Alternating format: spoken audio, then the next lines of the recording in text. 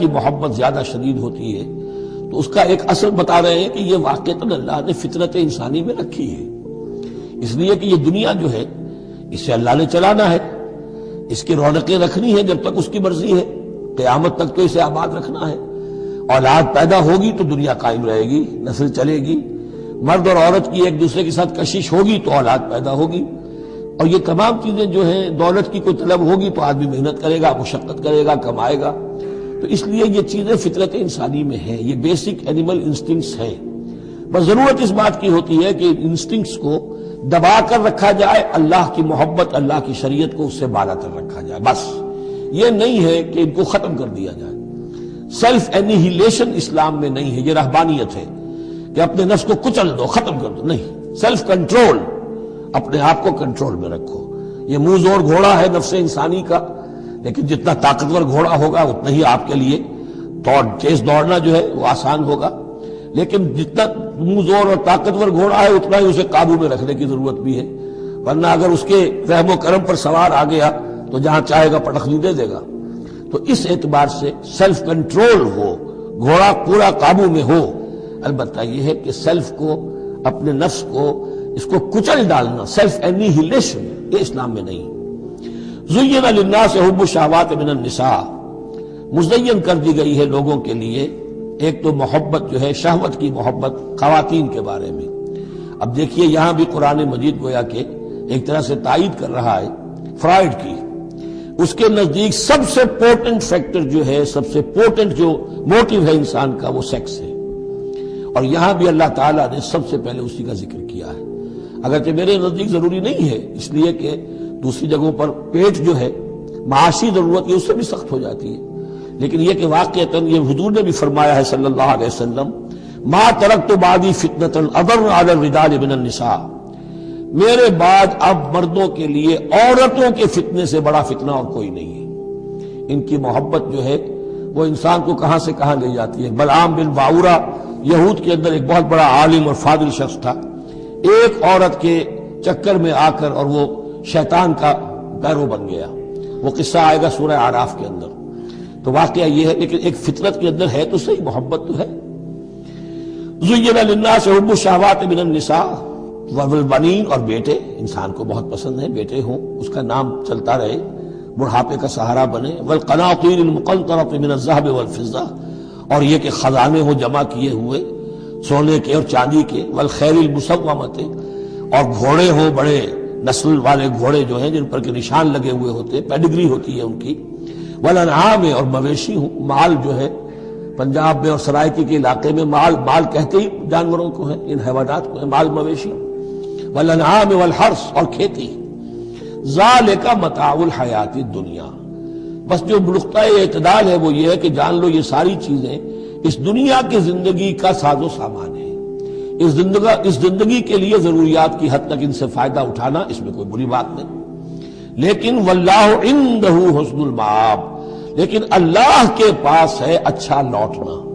وہ جو ہے جو اللہ کے پاس ہے اس کے مقابلے میں یہ کچھ بھی نہیں۔ اگر یہ ایمان بالآخرہ ہے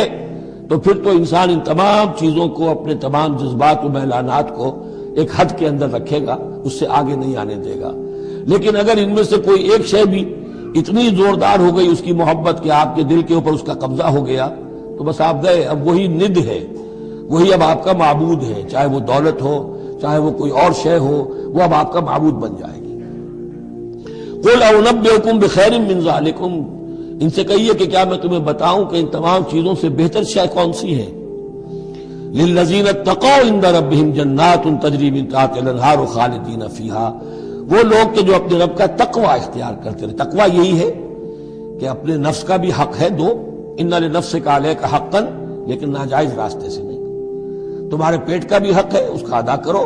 لیکن عقل حلال سے۔ تمہاری اولاد کا تم پر حق ہے، ان لنفسک علیک حقا وان لزوجک علیک حقا وان لزورک علیک حقا، تمہارے ملاقاتی آتے ہیں ان کا بھی تم پر حق ہے، وہ حقوق ادا کرو، لیکن اللہ سے اوپر کسی حق کو فائق نہ کر دینا، بس یہ ہے اصل بات۔ اگر تو یہ اگر حفظ مراتب نہ کنی زندگی، اگر یہ حفظ مراتب نہیں ہوگا تو گویا کہ اب آپ گئے، دین اور دنیا سب گئی۔ تو للذین اتقوا عند ربہم جنات، ان کے لیے ایسے باغات ہیں تجری من تحتہا الانہار، جن کے دامن میں ندیاں بہتی ہوں گی، خالدین فیہا، اس میں وہ ہمیشہ رہیں گے، وازواج مطہرۃ، اور بڑی ہی پاک عورتیں ہوں گی، ورضوان من اللہ، اور اللہ کی رضوان ہوگی، اللہ کی رضا ہوگی جو سب سے بڑی شے ہے، واللہ بصیر بالعباد، اور یقیناً اللہ تعالیٰ اپنے بندوں کو دیکھ رہا ہے۔ الذین، وہ کون سے بندے ہیں اس کے خاص؟ الذین یقولون ربنا اننا آمنا، جو یہ کہتے رہتے ہیں پروردگار ہم ایمان لے آئے، فاغفر لنا، بس ہمیں بخش دے، ذنوبنا، ہمارے گناہ، وقنا عذاب النار، اور ہمیں آگ کے عذاب سے بچائیو۔ اب ان کی بدہ میں الفاظ استعمال ہو رہے ہیں، یہ کون لوگ ہیں جو یہ دعا کرتے ہیں، ان کے یہ اوصاف ہیں، اور اس میں گویا کہ تلقین ہے، اگر اللہ سے یہ دعا کرنا چاہتے ہو کہ اللہ تمہیں تمہارے گناہ بخش دے اور تمہیں جہنم کے عذاب سے بچائے، تو یہ اوصاف اپنے اندر پیدا کرو۔ الصابرین والصادقین والقانتین والمنفقین والمستغفرین بالاسحار، صبر کرنے والے اور راست باز، راست بازی میں راست گوئی بھی ہے، راست کردار بھی ہے، عمل بھی آپ کا صحیح صحت پر ہو، درستی پر ہو، اور قول بھی صحیح اور درست ہو۔ والقانتین، فرما بردار، والمنفقین، اللہ کی راہ میں خرچ کرنے والے، والمستغفرین بالاسحار، اور جو جس کو آپ کہتے ہیں small hours of the morning, وہ جو سحر کا وقت ہے، سحری کا وقت ہے، اس میں استغفار کرنے والے۔ ایک تو نمازیں ہیں جو 5 نمازیں ہیں، لیکن خاص وہ وقت جو ہے اس میں جب کہ فرمایا گیا ہے کہ رات کے آخری حصے میں اللہ تعالیٰ نزول فرماتا ہے سمائے دنیا تک، اور پھر ایک ندا ہوتی ہے، حل من مستغفر فاغفر لہ، حل من سائل فاعطیہ، ہے کوئی استغفار کرنے والا کہ میں اسے معاف کر دوں، ہے کوئی کچھ مانگنے والا کہ میں اسے عطا کر دوں۔ ہم تو مائل بکرم ہے، کوئی سائل ہی نہیں، راہ دکھلائیں کسے، رہرو منزل ہی نہیں۔ شاہد اللہ انہ لا الہ الا ہوا والملائکۃ واولو العلم قائما بالقسط، اللہ خود گواہ ہے کہ اس کے سوا کوئی معبود نہیں، سب سے بڑی گواہی تو اللہ کی ہے، والملائکۃ، اور سارے فرشتے گواہ ہیں، واولو العلم، اور اولو العلم بھی اس پر گواہ ہیں۔ یہ اولو العلم جو ہے، اولو الالباب، اولو العلم الذین یعقلون، یہ وہ لوگ ہیں کہ جو ان کائناتی آیات کے حوالے سے اللہ کو پہچان لیتے ہیں اور اس کو مان لیتے ہیں کہ وہی معبود برحق ہے۔ جو ہم نے 20ویں رکوع کی پہلی آیت پڑھی تھی سورہ بقرہ کی، ان فی خلق السماوات والارض واختلاف اللیل والنہار والفلک التی تجری فی البحر بما ینفع الناس، اور اس کے تمام بہت سے فینومینا آف دی نیچر بیان کر کے لآیات لقوم یعقلون، تو جو یعقلون ہیں، جو اولو الالباب ہیں، اولو العلم ہیں، وہ بھی گواہ ہے کہ اللہ کے سوا کوئی معبود نہیں ہے۔ لیکن یہاں جو اہم ترین لفظ ہے وہ اب آ رہے ہیں، قائما بالقسط، وہ قسط اور عدل کا قائم کرنے والا ہے۔ مجھے میں نے کل عرض کیا تھا کہ ہم بھی سمجھتے ہیں کہ اللہ عدل قائم کرتا ہے اور عدل کرے گا، البتہ یہ کہ اہل سنت کے نزدیک یہ کہنا جو ہے سوء ادب ہے کہ اللہ پر عدل کرنا واجب ہے، اللہ پر کسی شے کا وجوب نہیں، لیکن اللہ کو عدل پسند ہے، اللہ کو اللہ یحب المقسطین، اللہ خود بھی عدل فرمائے گا۔ لا الہ الا هو العزیز الحکیم، اس کے سوا کوئی معبود نہیں ہے، وہ زبردست ہے، کمال حکمت والا۔ ان الدین عند اللہ الاسلام، دین تو اللہ کے نزدیک پسندیدہ اور اللہ تعالیٰ کے ہاں منظور شدہ دین ایک ہی ہے، وہ الاسلام ہے۔ یہ سورت اس اعتبار سے، اور یہ بھی سورہ بقرہ اور سورہ آل عمران کے حوالے سے آپ سمجھ لیجئے،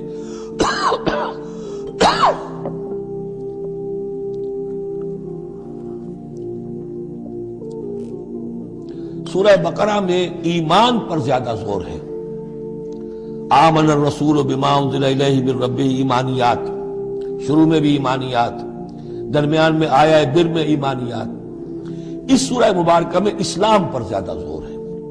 اب ان دونوں میں بھی ایک نسبت ہے خاص جس کو بھی تفصیل میں جانے کا موقع نہیں ہے۔ ان الدین عند اللہ الاسلام، آگے چل کر آیت آئے گی ومن یبتغ غیر الاسلام دینا فلن یقبل منہ، اگر کوئی شخص اسلام کے سوا کسی دین کو قبول کرے گا وہ اس کی جانب اللہ کے ہاں منظور نہیں ہوگا۔ وَمَا اخْتَلَفَ الَّذِينَ أُوتُوا الْكِتَابَ إِلَّا مِن بَعْدِ مَا جَاءَهُمُ الْعِلْمُ بَغْيًا بَيْنَهُمْ، یہ اسلام ہمیشہ سے چلا آ رہا ہے، حضرت آدم سے اسلام چلا آ رہا ہے۔ یہ وہی آیات جو تھی آیت الاختلاف، اس کا گویا کہ خلاصہ آ گیا، اور جن لوگوں نے اختلاف کیا ہے یہ پگڈنڈیاں نکالی ہیں، غلط راستوں پر مڑ گئے ہیں، تو یہ اس کے بعد کہ ان کے پاس علم آ چکا تھا، اور اصل سبب بغیم بینہم، ضدم ضدہ، دی ارتھ ٹو ڈومینیٹ۔ ومن یکفر بآیات اللہ، اور جو کوئی اللہ کی آیات کا انکار کرتا ہے، فإن اللہ سریع الحساب، تو اللہ تعالیٰ کو حساب لیتے دیر نہیں لگے گی، وہ بڑی تیزی کے ساتھ حساب لے لے گا۔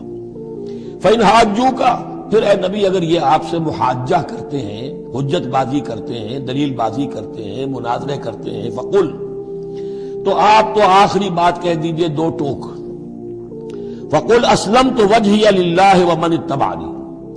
دیکھو بھائی میں نے تو اپنا چہرہ اللہ کے سامنے جھکا دیا ہے، اور انہوں نے بھی جو میرا اتباع کر رہے ہیں، ہم نے ایک راستہ اختیار کر لیا، لکم دینکم ولی دین، ہمارا یہ راستہ، تم جدھر جانا چاہتے ہو جاؤ، جس پگڈنڈی پر مڑنا چاہتے ہو چلے جاؤ، جس کھائی میں گرنا چاہتے ہو جاؤ، دفع ہو جاؤ۔ فقل اسلمت وجہی للہ ومن اتبعنی وقل للذین اوتوا الکتاب والامیین، اور اے نبی کہہ دیجئے ان دونوں سے، ان سے بھی کہ جنہیں کتاب دی گئی تھی پہلے، یعنی یہود اور نصارہ،